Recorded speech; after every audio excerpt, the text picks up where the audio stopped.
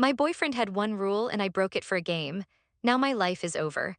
I know how bad this sounds, okay? Believe me, I've replayed the words in my own head 1,000 times, and they sound just as insane to me now as they probably do to you. But you have to understand, I never ever wanted to hurt him, not like this. I wasn't trying to be cruel, I was just confirming something. I needed to see that he cared, to get that little jolt of reassurance that I was the center of his world. That's all it was, a stupid, twisted little test that I was sure he'd pass and then we'd laugh about it later. And now he's gone. It's not just that his stuff is missing, it's the silence. His toothbrush isn't in the holder next to mine, and the absence of its low buzz in the morning is deafening. His ridiculously oversized gray hoodie, the one that smelled like his cologne and lazy Sunday mornings, is gone from the back of my desk chair where I always left it. His side of the bed is not just cold, it feels impossibly empty, a void that makes our queen-sized bed feel like a barren wasteland. It's been cold for 3 days and I still wake up reaching for him. The erasure is what's killing me. He didn't just break up with me, he performed a digital exorcism. My number is blocked straight to voicemail. My Instagram DMs go unsent. He even blocked me on LinkedIn. LinkedIn? For Christ's sake, my boss could probably still message him about zoning permits, but I, the woman who shared a life with him for 2 years, get a blank page that says this profile is not available. It's a level of surgical precision that feels both terrifying and insulting. He just left a note on the kitchen counter, right next to the fancy coffee machine he was so excited to buy for us. His handwriting was calm, steady, not a single jagged edge of anger. It was worse, it was indifferent. 6 words on a bright yellow sticky note. I can't do this anymore, Isla. And so I'm sitting here, in the suffocating quiet of an apartment that's suddenly too big, replaying that night over and over. It's a movie I can't turn off.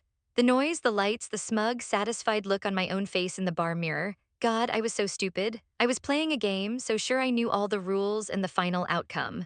I didn't even realize he wasn't playing along. He was just watching me make a complete fool of myself, waiting for the moment he could finally walk away. How did I not see it? How did I miscalculate so catastrophically? Aiden was my anchor, that's the only word for it. Before him, my life was a series of chaotic relationships, guys who were exciting and unpredictable, which is just a pretty way of saying they were unreliable assholes. My last boyfriend before Aiden, a musician named Finn, cheated on me with his band's bassist. The discovery wasn't just heartbreaking, it was humiliating. I found their texts while he was in the shower. It planted a nasty little seed in my brain, a whisper that told me I wasn't enough, that I was easily replaceable, and that men would always choose the path of least resistance. Then I met Aiden at a friend's barbecue. He worked for the city in the planning department. He talked about park revitalization projects and zoning laws with a quiet passion that I found oddly captivating. He was stable, he was kind. He remembered that I hated cilantro and would meticulously pick it out of my takeout order. He was the calm after my self-inflicted storm, and for a while it was perfect. He made me feel safe, but that little seed Finn planted had taken root. The safer I felt with Aiden, the more I felt the compulsive need to test the foundations of that safety. It started small. I'd get quiet and withdrawn, waiting to see if he'd notice and press me on what was wrong. I'd mention an attractive male coworker just to watch his face for a flicker of jealousy. Each time he passed these little tests with his unwavering patience, the relief was intoxicating, but it never lasted. The need for a bigger test, a stronger dose of reassurance, always came back. I should have seen the end coming because he literally handed me the blueprint for it. We were on one of our first big dates at this quiet Italian restaurant. We were talking about past relationships, and I was being flippant about my exes. He got very serious, putting his wine glass down and looking me straight in the eye. Look, Isla, he said, his voice low but firm. I don't care about arguments. We can disagree, we can get angry, we can have stupid fights at home about the dishwasher. But the one thing I cannot and will not tolerate is public humiliation. To me, a relationship is a team. Outside of our front door, we are a united front. I can't be with someone who would make me the butt of a joke or belittle me in front of friends or strangers. That's my only real hard line. I remember laughing it off, telling him he was being too dramatic. Of course, I'd never do that, I'd said, reaching across the table to take his hand. In my mind, I believed it, but the sick, self-destructive part of my brain heard something else.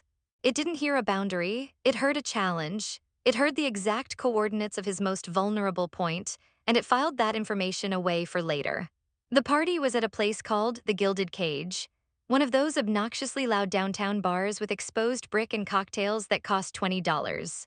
It was for my coworker's birthday, someone I didn't even like that much, but it was a work thing. You have to show your face. Aiden hated places like this. The crowds, the thumping bass that made your teeth vibrate, it was his personal hell. But he came, for me. He put on his nice dark wash jeans and that Henley that made his shoulders look incredible, and he stood by my side, nursing a single beer for what felt like an eternity. That should have been enough. His presence alone was a testament. But as the night wore on and the drinks started flowing, that ugly little voice in my head started whispering, "He looks bored. Is he even happy to be here with you? Does he really love you, or is he just comfortable?" So the games began. My colleague David came over to hand me a shot of tequila. I waved it away with a dramatic sigh and pointed my thumb at Aiden. "Oh, I can't," I said, my voice loud enough for our little circle to hear. "My designated hero has to take this one for the team." I saw the flicker of annoyance in Aiden's eyes, but he forced a smile, took the shot, and gave me a look that said, "Really?" But I wasn't done. An hour later, it was another round, this time from my boss. I did it again, a little more theatrical this time. "Give it to the big guy. He's my official alcohol sponge tonight." Aiden's smile didn't reach his eyes this time. He drank it, but his posture stiffened. I knew I was pushing it. I could feel it. A sane person would have stopped, taken his hand, and whispered, "Let's get out of here." But I wasn't sane. I was a junkie looking for a fix, and the fix was his unconditional validation. I needed to push him to the very edge of his patience to prove that he wouldn't leave. Then I saw Rowan. Rowan from the design department, who had been shamelessly flirting with me for months. He was handsome in a slick, predictable way, and he represented everything Aiden wasn't: flashy, superficial, and always ready for a game. He sauntered over just as Aiden had gone to the bar to get me a glass of water, a silent plea for me to sober up. This was it, the grand finale. Rowan leaned in close. "Bored of your babysitter yet?" he murmured, his breath hot on my ear. Instead of shoving him away, I turned, a brilliant, terrible idea blooming in my mind. I saw Aiden walking back towards us, two glasses of water in his hands. He was looking right at me. I made sure he was. Then I smiled, a wide, dazzling smile, and I didn't just take Rowan's hand. I laced my fingers through his. "God, yes," I said, my voice dripping with manufactured excitement. "This place is a total drag. Let's get out of here." I watched Aiden's face as I said it. I saw the exact moment his expression went from weary patience to something else entirely. It wasn't anger, it was nothing, a complete shutdown. The light just went out. He stopped walking, holding the two glasses of water like a statue. And I, in my infinite wisdom, gave him a little wink before turning and letting Rowan lead me towards the door. We didn't even leave. We just stood outside in the cold for 5 minutes, making awkward small talk before I made an excuse and went back in. But the damage, I would soon find out, was already done. It was catastrophic. When I got home an hour later, the apartment was quiet. The TV was off, the lights were dim. I walked in fully prepared for a fight, my defenses already up. I had my lines rehearsed. "Oh my God, relax, it was a joke, can't you take a joke? I was just trying to make you jealous, it's not a big deal." I pictured him sulking on the couch, and me, after a bit of performative arguing, winning him back with apologies and kisses. I imagined turning this whole ugly incident into a story we'd tell later, a testament to how crazy I was, but also how much he loved me despite it. But he wasn't on the couch. He was in the bedroom, standing by the closet, and next to him on the perfectly made bed was his duffel bag, packed. The sight of it punched the air out of my lungs. The smugness, the confidence, it all evaporated in an instant, replaced by a cold, creeping dread. This wasn't part of the script. "Aiden?" My voice was a weak, uncertain thing. "What are you doing?" He turned to look at me, and his face was terrifyingly calm. All the warmth, all the patient affection I had taken for granted was gone. It was like looking at a stranger. "I saw you, Isla," he said, his voice flat, devoid of any emotion. "In front of everyone, you used me as your prop, and then you took another man's hand and walked away." "No, no, you don't understand." I rushed forward, the words tumbling out of me in a desperate torrent. "It wasn't real, it was just Rowan, I was just trying to get a rise out of you. I came right back in, I swear." He just shook his head slowly, a gesture of profound and weary finality.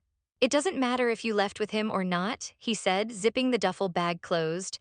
The sound was deafening in the silence of the room. "You crossed the line, the one I told you about. You stood in a room full of your colleagues and my friends, and you showed them, and you showed me that my dignity means nothing to you, that I am disposable." Tears started streaming down my face. This was real, this was happening. Please, I begged, grabbing his arm. His muscles were tense beneath my fingers. Aiden, please don't do this. I'm so sorry. It was stupid. I know it was stupid. I love you. He looked down at my hand on his arm and then back at my face. For a single, agonizing moment, I thought I saw a flicker of the man I knew, a hint of pain in his eyes. But it was gone as quickly as it came. He gently removed my hand from his arm. I believe that you think you do, he said, and that was the cruelest cut of all. But this isn't love, Isla. It's something else, it's a need, and I'm tired, I'm just so tired of being tested. He picked up his bag, walked past me without another word, and I just stood there, frozen, listening to the sound of his footsteps going down the hall. I heard the front door open, and then the soft, final click as it closed, shutting me in with the ruins of everything I'd just destroyed. The next 72 hours were a blur of pathetic, frantic activity. The first stage was denial. He'd be back. He was just cooling off at his brother's place. He'd wake up tomorrow, realize he'd overreacted, and call me, but the call never came. My texts, dozens of them, a chaotic monologue of apologies, accusations, and pleas, remained a stark, unread blue. When I tried to call, it went straight to his voicemail, a cheerful, professional recording that felt like a slap in the face. He'd blocked me. That's when the real panic set in. I started composing emails, long, rambling essays that swung wildly between self-flagellation and defensive justification. I know I messed up, but you have to see it from my side. How could you just throw away 2 years over one stupid night? I'm broken without you, Aiden. Please just talk to me. I sent at least 5. They all went into a digital void, unanswered. My last resort was our mutual friend, Bate. I called her, sobbing, barely able to get the story out between hiccuping breaths. I painted myself as the tragic, misunderstood heroine of the story. I told her how I'd just been playing around, how Aiden was being impossibly rigid and unfair. I was hoping for a chorus of he's being crazy, I'll talk to him. Instead, I got a long, heavy silence on the other end of the line. Bate, are you there? I asked, my voice trembling. I'm here, she said finally, her tone cool and distant. Isla, what exactly do you want me to say? Tell me he's overreacting. Tell me you'll call him and tell him he needs to come home. Another pause. No, she said, and the word was so firm it felt like a physical blow. I'm not going to do that because he's not overreacting. I was there, Isla, we all saw it. You treated him like a servant, and then you publicly humiliated him with Rowan, of all people. You didn't just cross a line, you took a blowtorch to it. What you want from me isn't comfort, it's permission to keep believing you're the victim, and I can't give you that. The words stung so badly I could barely breathe, but she wasn't finished. Her voice softened slightly, but what she said next was what truly shattered me. Listen, she said, almost hesitantly. I probably shouldn't tell you this, but maybe you need to hear it. I saw Aiden the next day. He came by to drop off a book I'd lent him. He looked awful, empty. I asked him what happened. He didn't badmouth you. He looked me right in the eye and said, I finally realized I wasn't her partner. I was just the tool she was using to prove she was still desirable. And then he got in his car and drove away. Her words echoed in my head. Not her partner, just a tool. It was a direct quote from my own twisted internal monologue spoken aloud by the man I'd broken. He had seen it. He had seen the ugly, insecure, manipulative core of my actions, and he had named it. The last of my delusions crumbled, leaving me with nothing but the cold, hard, unbearable truth of what I had done. Weeks have passed, or maybe it's a month now, I'm not sure. Time has become a thick, syrupy thing, punctuated only by the sunrise I watch from the couch and the sunset I don't even notice. My boss called me into her office last week to talk about my recent performance dip. I just nodded and promised to do better, but we both knew it was a lie. The fire that used to drive me, the ambition, the sharp focus, it's all been replaced by a dull, throbbing ache in my chest. My attempts to contact Aiden have ceased. Bates' words and the crushing finality of his silence finally got through to me. There is no magic combination of words that will fix this. There is no grand gesture that will undo the damage. I broke his trust, and for a man like Aiden, trust isn't something that can be glued back together. It's a crystal glass. Once shattered, it's just a pile of sharp, glittering dust. So now my nights are governed by a sick, obsessive ritual. It's my own special circle of hell curated by social media algorithms.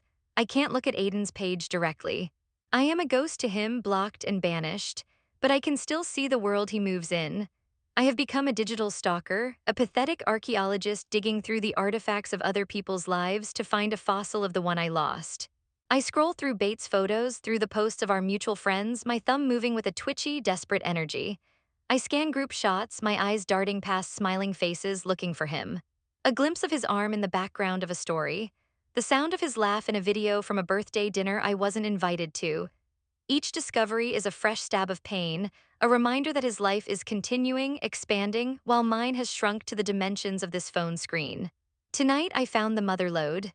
A friend of a friend, someone I barely know, posted a photo album from a weekend hiking trip. The caption was cheerful.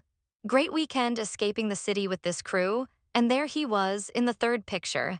He was standing near the edge of the group, leaning against a trail marker. He wasn't with anyone, no new girl on his arm, which was a small, selfish mercy I didn't deserve. But it was his face that destroyed me. He was smiling. It wasn't a huge, performative grin. It was a small, genuine, and utterly relaxed smile. The kind of smile I hadn't seen on his face in months, maybe even a year. It was the smile of a man who had set down a heavy, impossible weight. And I realized, with a clarity that felt like swallowing glass, that the weight was me. He hadn't found someone new to make him happy. He had just lost me, and that was enough. He was free. And I was here in the dark, a prisoner in the gilded cage I had built for us both, staring at a picture of his freedom with tears streaming down my face, knowing I had no one to blame but myself.